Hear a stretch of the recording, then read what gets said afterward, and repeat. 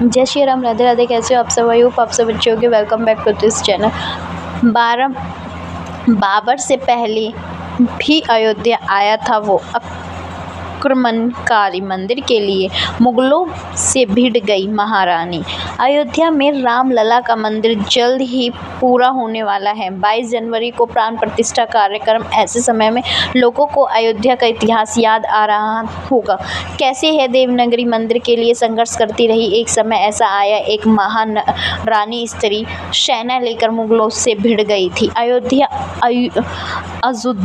या फिर अवध, जो भी कहिए, राम की नगरी का ही वध होता। देवताओं की नगरी, जिसके बारे में कहा जाता है कि ब्रह्मन के मानस पुत्र मनु ने इसकी स्थापना की थी। देवशिल्पी विश्वकर्मा की देख रेख में इस नगरी का निर्माण हुआ था। एक समय अयोध्या भारतवर्ष की राजधानी हुआ करती थी, जो बाद में के कालखंड में हस्तिनापुर हो गई। पिछले 500 सालों में अयोध्या की चर्चा मुगलों के आक्रमण और मंदिरों को तोड़े जाने पर केंद्रित रही। काफी विवाद हुआ। हालांकि राम जन्मभूमि पर आक्रमण करने वाला बाबर कोई पहला आक्रमणकारी नहीं था। बाबर से पहले अयोध्या कौन आया था? जी हाँ, बाबर के आने से पहले विदेशी यवन राजा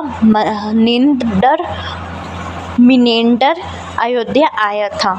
उसके आक्रमण के 3 महीने के भीतर ही शुंग वंश के राजा घुमतसेन ने अयोध्या को फिर से मुक्त करा लिया। यही नहीं, सोमनाथ मंदिर को कई बार लूटने वाले महमूद गजनवी के भांजे मसूद गाजी ने भी अयोध्या पर आक्रमण की कोशिश की थी। बताते हैं कि गाजी दिल्ली, मेरठ, बुलंदशहर को रौंदता हुआ आगे बढ़ रहा था। रास्ते में स्थायी राजों से लड़ाई स्थानीय राजाओं से लड़ाई हुई और वह बड़ी संख्या में देवस्थलों को ध्वस्त करता गया। वह बाराबंकी तक पहुंच गया था और अयोध्या जाना चाहता था। गाजी में मंसूबे नाकाम। वो साल 1034 था। कौशल के महाराज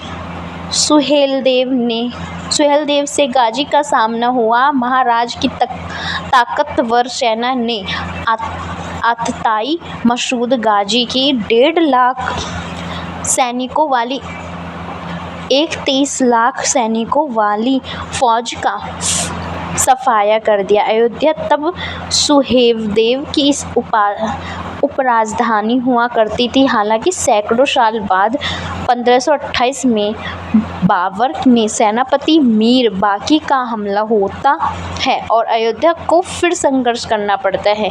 ये इंतजार फिर से 500 साल लंबा खिंचा। मंदिर तोड़ दिया गया, जिसे ही खबर आसपास के क्षेत्रों में पहुंची। कई राज्यों की सेनाओं ने मीर बाकी पर हमला बोल दिया। बताया जाता है कि तब 15 दिनों तक लगातार युद्ध चला था। वो वीर पांडे बाबर की जीवनी में हंसवर नरेश के राजगुरु पंडित देवदीन पांडिये की वीरता का जिक्र मिलता है। इसमें लिखा गया है कि देवदीन ने केवल 700 से ज़्यादा सैनिकों को मिट्टी में मिला दिया था। एक ब्रिटिश इतिहासकार ने भी उस दौर का वर्णन करते हुए लिखा है कि 1.5 लाख से ज़्यादा लाशें गिरने के बाद ही मार बाकी अयोध्या मंदिर को तोड़ गया था।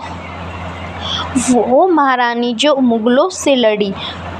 हुमायूं के समय एक महारानी ऐसी थी जो राम जन्मभूमि की मुक्ति के लिए मुगलों से भिड़ गई थी। बताते हैं हुमायूं के राज में राम जन्मभूमि के लिए 100 लड़ाइयाँ लड़ी गई थी।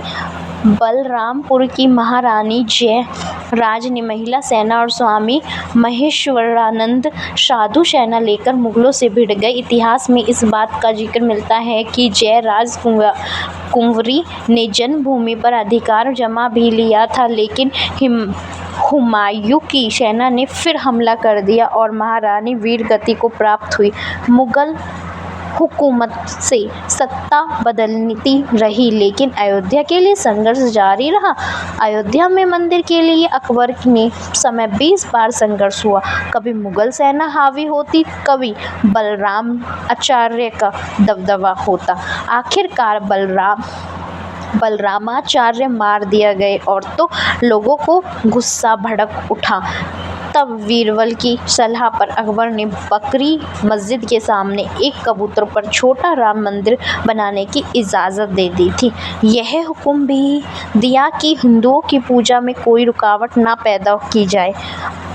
औरंगज़ेब के समय भी अयोध्या पर संघर्ष जारी रहा। जय श्री राम। वीडियो अच्छी लगी तो प्लीज़ चैनल को लाइक एंड सब्सक्राइब करना ना भूलें। Thank you for watching this video.